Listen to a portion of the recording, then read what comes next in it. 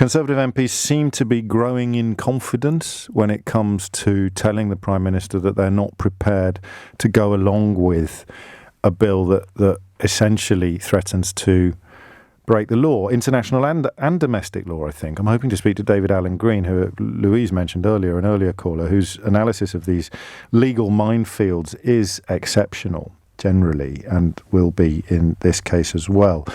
But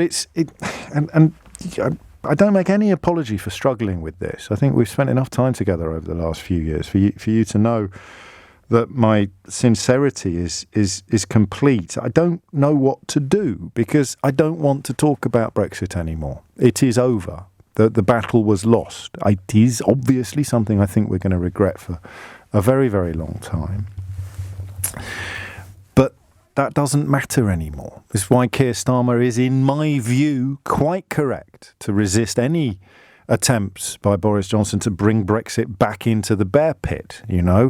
What was really interesting about last week's PMQs was that it seemed as if Johnson had prepared for Brexit-based bashing of the Labour leader while the Labour leader saw it coming and didn't let him. He wants to talk about coronavirus, which is what we should all really be focused upon at the moment. But the only way in which you can discuss this astonishing decision by a Conservative Prime Minister to seek to tear up a treaty with which he won the last election, the only way you can discuss that is, I think, through the lens of Brexit. Because I look you in the eye and I know that if you voted for it, you didn't vote for this. But I also know that some of you can't quite admit that yet. And that seems to me to be the only question here.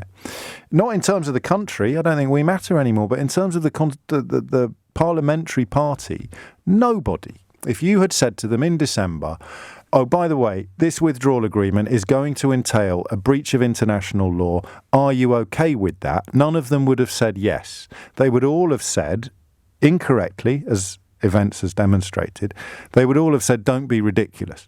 They would all have denied the possibility of what has now happening.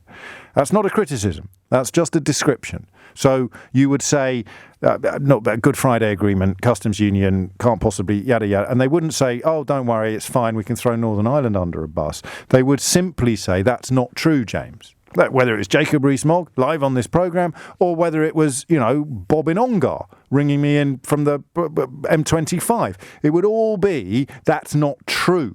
Not that. It is true and I'm happy with it. And now it's come true. And people are queuing up to say that they're happy with it. That's the thing I find enduringly fascinating. And I find it fascinating in full knowledge that the war is over. It's so bizarre that the peace is arguably messier than the war, because the peace involves the Prime Minister telling you that the treaty you voted for in December of last year is so unspeakably awful that they have to break the law to get out of it.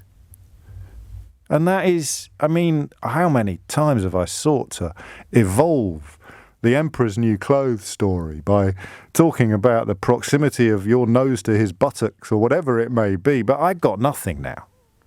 There it is. What did you win the election with? The oven-ready deal. How's that going for you? It's so awful, we've got to break the law to get out of it.